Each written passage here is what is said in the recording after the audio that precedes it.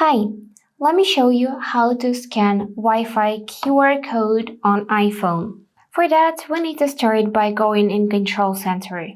So swipe down from the top right corner and here search for the feature Code Scanner. If you cannot see it in the list, then press and hold any free space on the screen and tap here to add new control.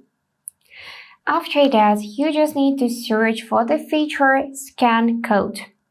It is usually in this upper panel, but you can use this search controls feature and manually input its name.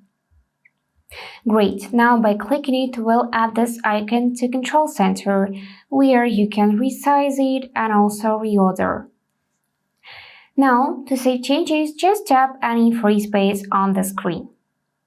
And all is left is to open this code scanner. Now, just point the camera at the QR code you want to scan, like that, Wi-Fi QR code, and you will see this immediate pop-up window that we can join to this Wi-Fi network. If you want to do this, click button Join. And now, after a few seconds, you will be connected to this Wi-Fi. So let's just wait a bit more. And yep, now we are connected. That's it for today. If this video was helpful, please subscribe, like, and comment.